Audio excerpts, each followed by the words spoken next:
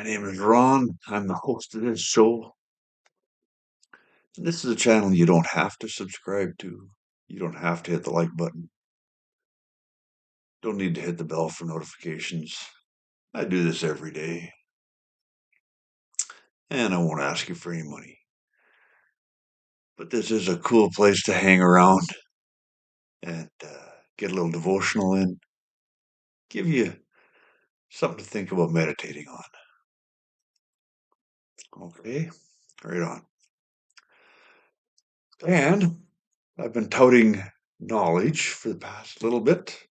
You gotta get you some. And I've marked down a few names here, a few YouTube channels you can check out.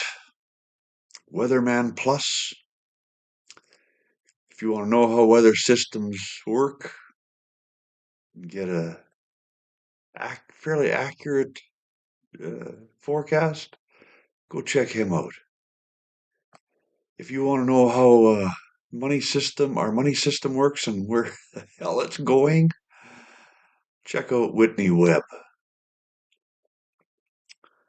And Glenn Beck. If you want to stay in touch with politics, he's the man to get the answers from. Once you hear the truth, it will change you. Anyway, right after the devotional, I want to do a little commentary on yesterday's devotional. So stay tuned for that. Let's get after the devotional.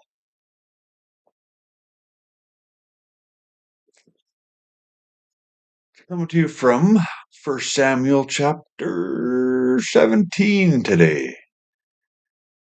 And it is the story of David and Goliath, an excerpt from that story. Okay, let's get started here. David picked up 5 smooth stones from a stream and put them into his shepherd's bag. Then, armed only with his shepherd's staff and sling, he started across the valley to fight the Philistine. Goliath walked out toward David with his shield-bearer ahead of him, sneering in contempt at this ruddy-faced boy. "Am I a dog," he roared at David, "that you come at me with a stick?" And he cursed David by the names of his gods. "Come over here and I'll give your flesh to the birds and wild animals," Goliath yelled. David replied to the Philistine, "You come to me with sword, spear, and javelin, but I come to you in the name of the Lord of heaven's armies, the God of the armies of Israel, whom you have defiled. Today the Lord will conquer you, and I will kill you and cut off your head. And then I will give the dead bodies of your men to the birds and wild animals. And the whole world will know that there is a God in Israel. And everyone assembled here will know that the Lord rescues his people, not with sword and spear. This is the Lord's battle, and he will give you to us." Wow. Wow,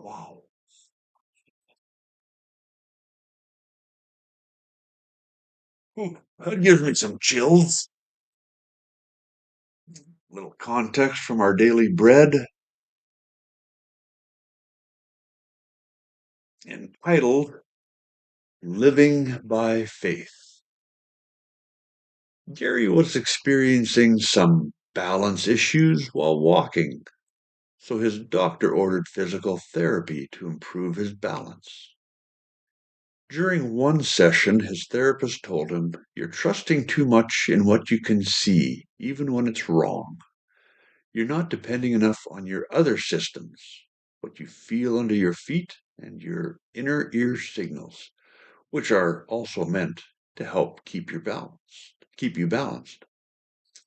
You're trusting too much in what you can see brings to mind the story of David, a young shepherd and his encounter with Goliath. For 40 days, Goliath, a Philistine champion, strutted in front of the Israelite army, taunting them to send someone out to fight him. But what the people focused on naturally caused them fear. Then young David showed up because his father asked him to take supplies to his older brothers. How did David look at this situation? By faith in God, not by sight. He saw the giant, but trusted that God would rescue his people.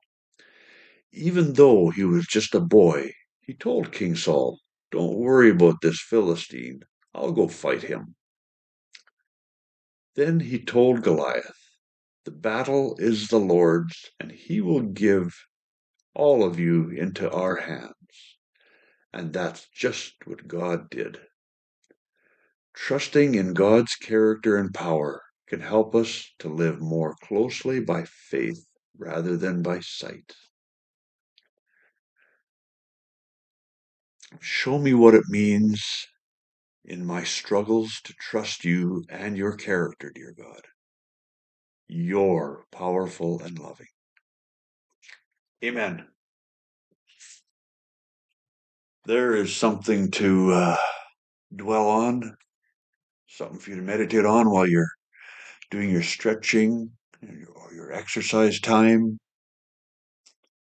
or just some quiet time. Anyway, hope that what you got something out of that. And now,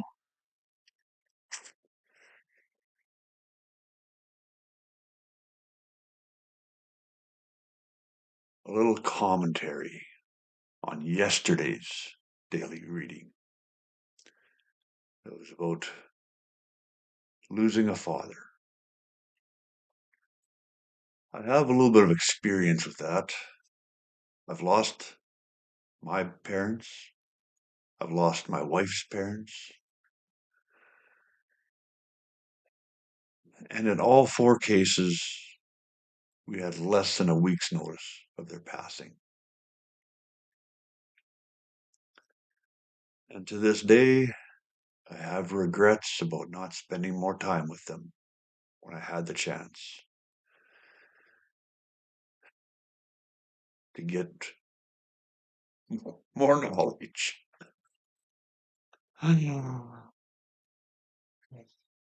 So, if you have parents that are still alive, and you can say they're good people, because my parents and my parents-in-law were good people,